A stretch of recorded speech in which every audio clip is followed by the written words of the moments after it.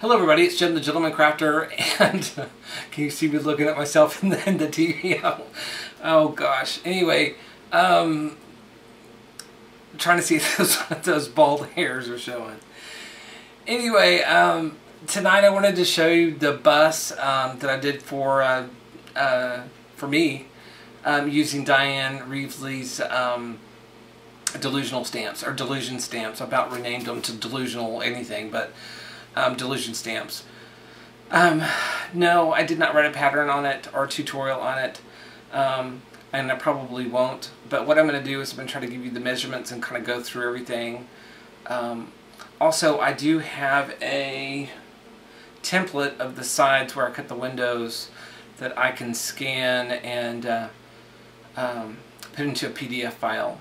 That I probably will try to attach to my blog post whenever I do this next. So just wanted to show you the bus. So here we go, and let's get started. Thanks a bunch. So here's the bus.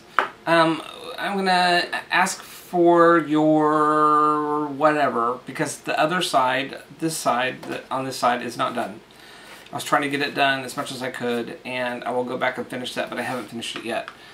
So onward and upwards to new projects. That's what I'm always doing, is going on to another something. So here's the bus.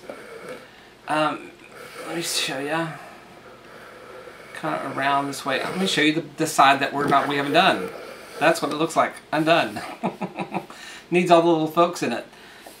So and some more flowers. But it does kind of roll. There we go. And let me show you this. What I had, once again, time, there we go. Once again, time plays a factor in everything. I've got to move on to other things. And so I didn't do really what I wanted to do.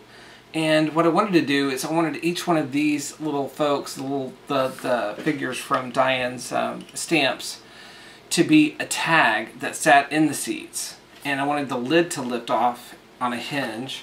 So it does, it kind of lifts off like that. But the inside has got all the little folks in it. And what I used for that, let me see if I can bring that around. Let me take off this lid.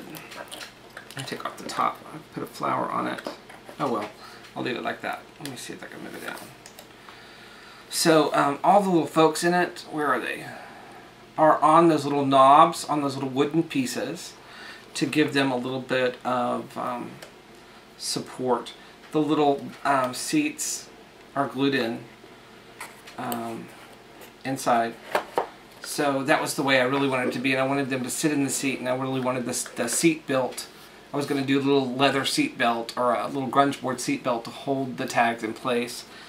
But see, that's where I can get off onto detail and just go nuts and think, okay, you know, I can just go crazy with it. So I didn't do that. So this is what we got.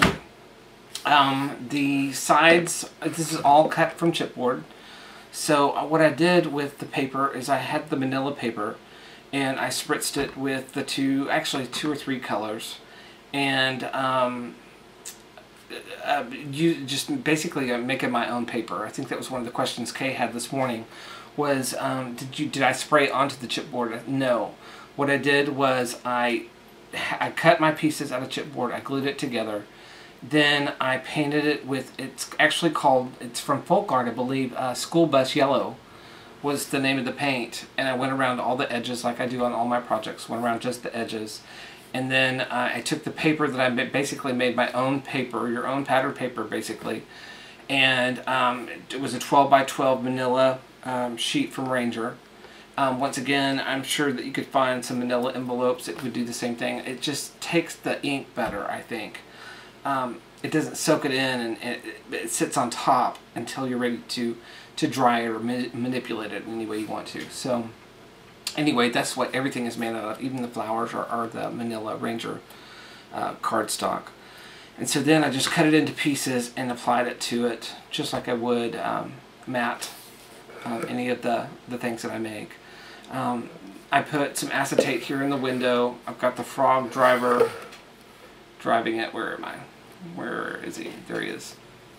the frog driver driving. I thought that was fun. And all of Diane's little characters and all of her figural pieces right there. And then the flowers are dimensional. I put some down flat, some on top with some of that the pop dot things. The wheels are actually the little wooden wheels. Let me show you the bottom of it. It's not painted, but here we go.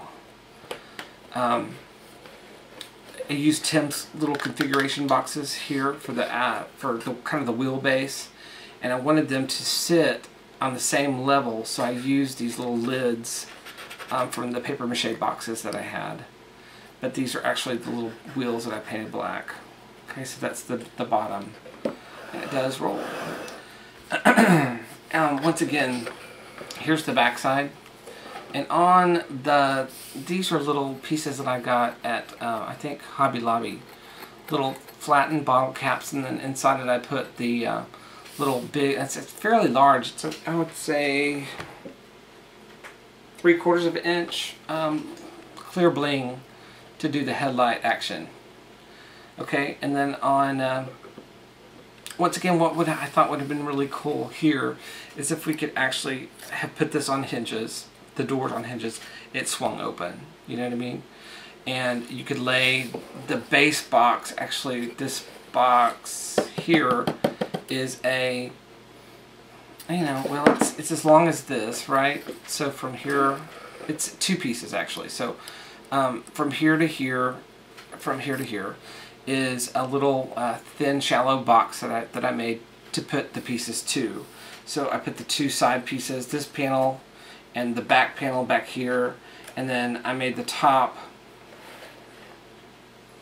So this panel and this panel are glued to that, plus the front, plus the back. So it's basically a box if you think about it that way. It's hollow underneath, you know, obviously a little bit more hollow underneath there where the end of the box, where it was the end of the box, the bottom of the box. For the front, it's a separate piece that I glued onto the front. And once again, I made another base box, this shape, the same way, the same depth, probably about 1.5 inches, to put all my pieces onto. Okay, so it has this side piece, and the front piece, and then a top piece over the whole thing. Okay, and then I just covered it with the Dylusioned sprayed paper. Let's see, what else? Oh, there's something I wanted to tell you. Okay. Oh, the top. That's what I wanted to tell you. The top was made, how I got the shape. Let me pull this over there and let me pull this off. I'm going to just rip this flower off. Okay, I think I ripped it off. There we go. So the top was made by taking a, you can see how I painted it. Taking a, let's see. Let me see how wide this is. You'll probably want measurements. Let me just start here. Sorry, I go back and forth, don't I? I'm sorry. 5.5. Let's say 5 5/8 ish wide. Okay, so that meant that probably this base box, this shallow base box, which is about 1 inch to 1.5 inches wide, would have been 5.5 by I think 12. I think I used the full 12. Yeah, 12 inch. Okay. And then the sides are 6 inch by 12 inch. So you want to cut 2 6 inch by 12 inch pieces. Just cut out the windows. Okay. I used this for the wheel, and I traced around it. Here, let me turn it around. I traced around this for the wheel well, you know, to see where I needed to cut that, and kind of traced it onto paper. What else? Oh, back to the top. Okay, so okay, we did everything. So this is what, 5. When it's the outside dimensions are around 5 3/4. Okay, so we gained about 1/4 inch just by adding the chipboard, and you know it shouldn't be that wide, should it? 5 5/8. Sorry, 5 5/8 is the back piece and the front piece. Okay. Do I say okay enough? Oh my gosh, so and okay, but I don't know what else to say. Okay, so here we go. Here, I said it again.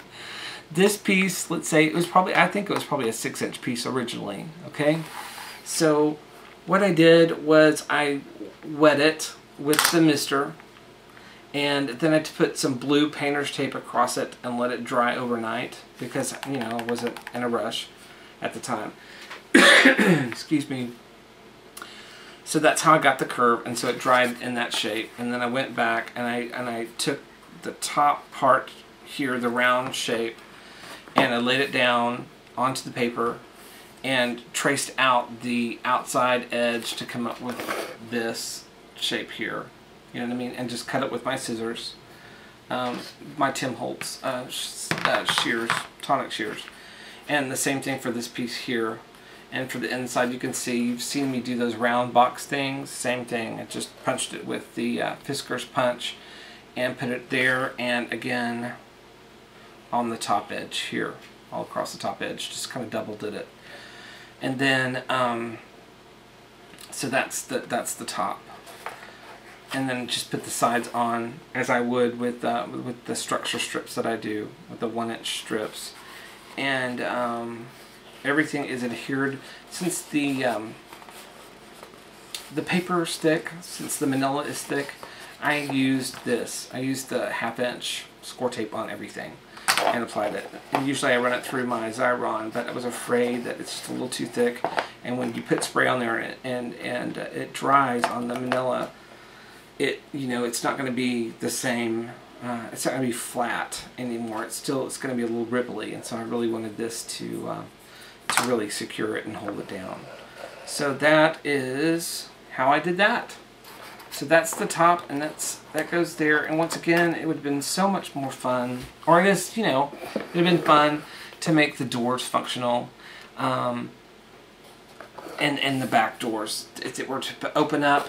I think I was trying to say that a while ago and forgot where I was going, but if this were to open up and you slid a mini in, you know what I mean? And that would have been the coolest thing to put, or have that 1-inch or 1.5-inch box that holds it.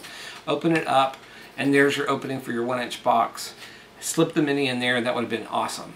So once again, didn't have enough time to do that, and have this. So now I just have a home decor piece, and that's okay. I love it. So I think that shows you, oh, the front. Once again, this grill was made, let's see if I can find that thing. Chipboard. God knows I've got it. If you're looking to save some time and you have one of these, I think this is EK Success. I believe it's EK Success. What I did was I actually turned it over. Oh, you can't see that. Sorry. Actually turned it over to make the grill. And just went every so often to get a straight line. Like that. And I cut it narrow enough where I could come on this side and do the same thing, and so there wouldn't be that big of a gap. If you don't see, I can't stop now. I've got it going. But anyway, that's how I did the grill, and then I sanded this down a little bit, and then I painted it with the silver dauber, Tim's. Actually, it's Tim's Adirondack silver dauber. Okay, for the front there. So that's that. That's the bus. So it's a fairly large piece. This is probably, that's 12. This is another, what, 5?